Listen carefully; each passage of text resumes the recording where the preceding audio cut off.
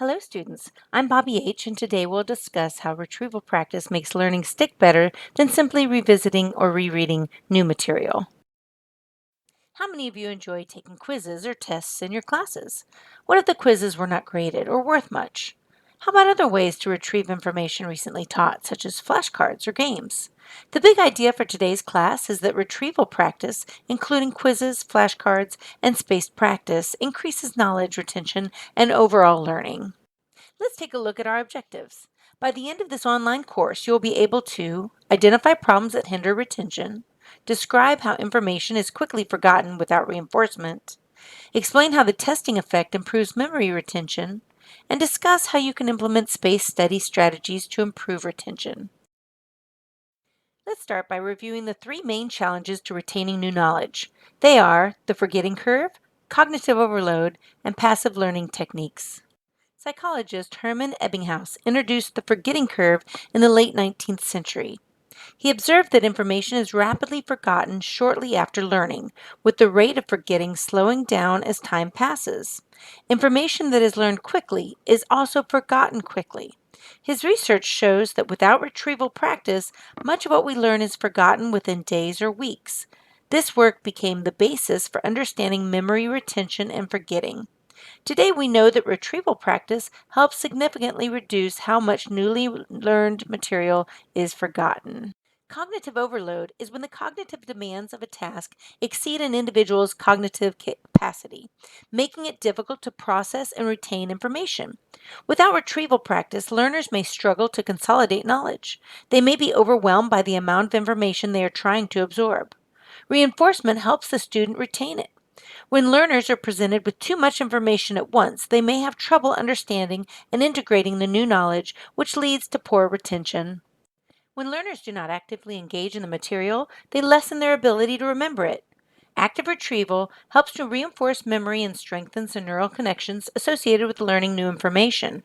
Without this, learners may rely on passive study techniques, such as reading or highlighting the text, listening to lectures, and note taking without revisiting or categorizing the notes, all of which are much less effective for long term retention. It's time for some retrieval practice. Read this question and choose your answer. Information that is learned quickly is also blank quickly. Is it A, memorized, B, categorized, C, retained, or D, forgotten? Information that is learned quickly is also forgotten quickly, so D is the correct answer. Here's another question. Describe a time you experienced cognitive overload. How did you attempt to retain that amount of knowledge and were you successful? Please pause the video and reflect on this question. Then write it in your notebook and continue the video.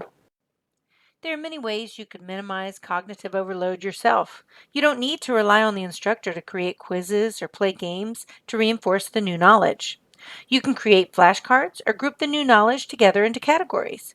You can also discuss what you've learned with others for reinforcement. So don't wait for an instructor to direct the practice. You can practice and improve retention on your own. Let's focus on the research behind retention and retrieval as a learning tool. Back in 1885, psychologists recognized and reported on forgetting. In general, they found that we lose 70% of what we have just heard or read.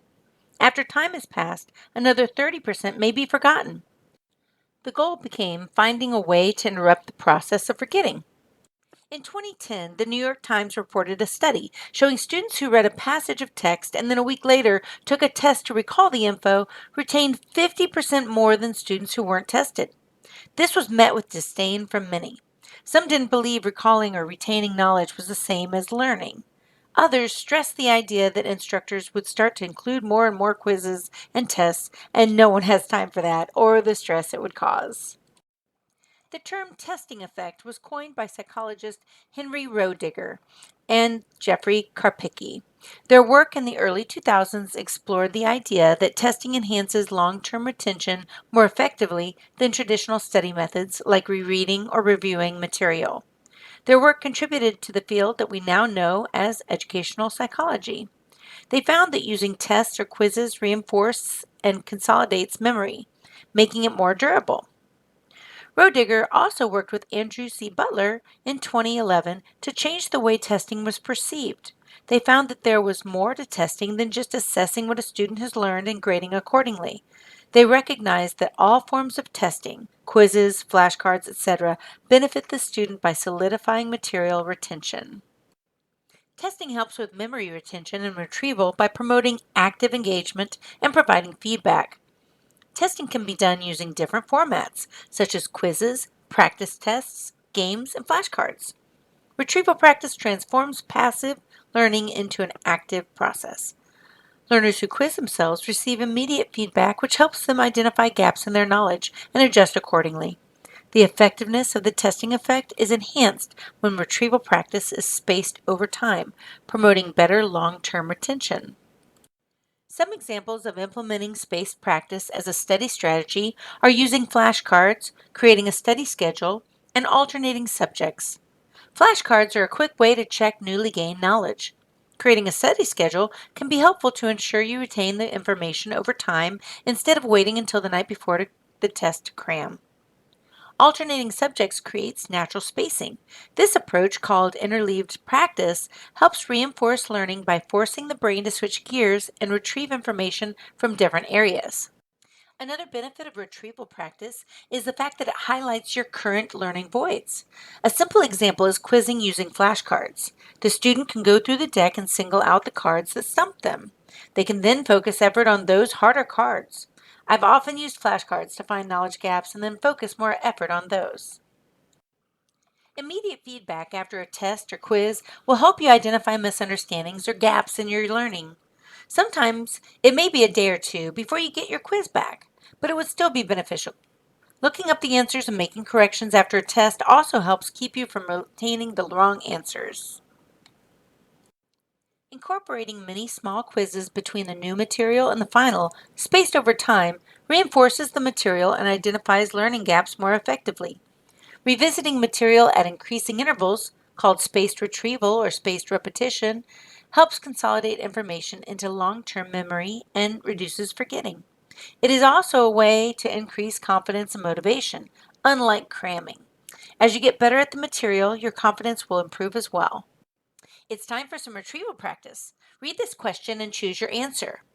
Initially, when psychologists were studying learning back in the 1800s, the goal was to find a way to interrupt the process of blank. Is it A, forgetting, B, testing, C, researching, or D, all of the above?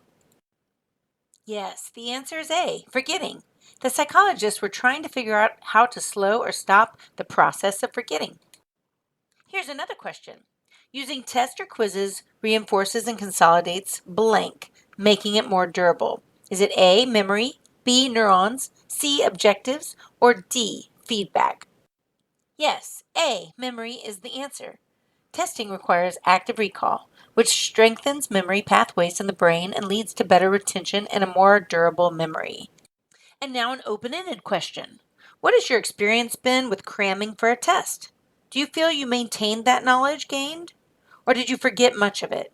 Please pause the video and reflect on this question. Then write it in your notebook and continue the video. So what was your experience? I have many personal examples of cramming, and none of them resulted in me learning the material. The funniest example occurred at NC State my freshman year. It was the first semester, and I had a history final. I was a math major, so you could assume correctly that I wasn't very excited about history. I'd spent all of my free time trying to study for and pass calculus for math majors, a class that just adds an insult to injury. Needless to say, at 4 a.m., I hadn't studied for my 9 a.m. history final, so I crammed. I read and reread material, but I eventually gave up and decided to just listen to We Didn't Start the Fire by Billy Joel for a couple of hours. I listened over and over, practicing each verse. Well, somehow it worked. I passed. Cramming helped me pass the class, but it didn't help me learn or retain the information other than remembering the words to that song. Let's look at how we can implement retrieval practice to learn more effectively. Implementing the testing effect involves incorporating retrieval practice into the learning process in a way that enhances retention and understanding. Here are some of the tools you can use: frequent low stakes quizzes, spaced retrieval, varied question formats, feedback, peer teaching and quizzing, and games. Let's get a better understanding of how some of these can be used. How many of you quiz yourself on what you've just learned? It's a good idea to incorporate self quizzes often and space them out throughout the course. Ensure they have material from previous lessons as well. Vary the question formats to make sure you're using different cognitive processes to understand the material. Also, change the time and location of where you are self quizzing. All of these changes and variations will positively influence learning. When you have class quizzes, make sure you receive feedback from your instructor. You can also search for the correct answer directly after testing to promote the recency effect, which is the tendency to remember the most recently presented information. If you have a wrong answer, you do not want to remember that. It's best to find the correct answer as soon as possible. When studying, make sure to interleave different subjects or concepts. This approach helps you retrieve information from various contexts, enhancing connection and retention. It's time for some more retrieval practice. Which of the following strategies best supports the concept of spaced retrieval? Is it A, giving all quizzes at the end of the term, B, having quizzes at increasing intervals over time, C, having a midterm and a final exam only, or D, providing quizzes covering only the most recent material? If you answered B, having quizzes at increasing intervals over time, you are correct.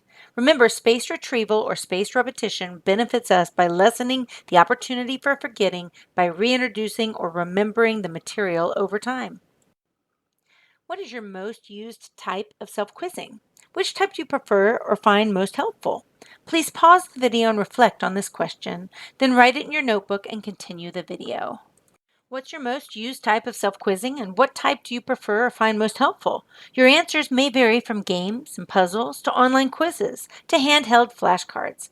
My most used and favorite type in the recent past has been using technology to create flashcards for me to quiz myself.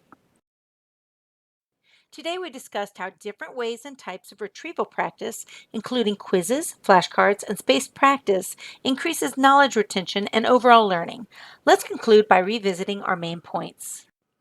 There are three main challenges to retaining new knowledge: the forgetting curve, cognitive overload, and passive learning styles. To combat these, you should implement the testing effect tools we discussed, such as using quizzing techniques, flashcards to find knowledge gaps to study more effectively, keep a study schedule to space out learning so you don't succumb to last minute cramming, and learn multiple related concepts at the same time while alternating between them, known as interleaving, to foster deeper learning. It's time for some final retrieval practice. The testing effect tools we learned about today will help us combat which hindrance or hindrances to learning. Is it A, forgetting curve, B, cognitive overload, C, passive learning, or D, all of the above? If you answered D, all of the above, you are correct. The testing effect tools will help students retain and not forget new knowledge, minimize cognitive overload, and promote active learning. Do you think the material you learned today will help you learn more effectively? Please pause the video and reflect on this question. Then write it in your notebook and continue the video. I hope the material you learned today will help you in your future studies, and I hope your reflections have helped guide you to the next steps needed to improve retention. Thank you for joining us for today's class. I hope you've all learned more about learning. If you have any questions, please reach out to your instructor.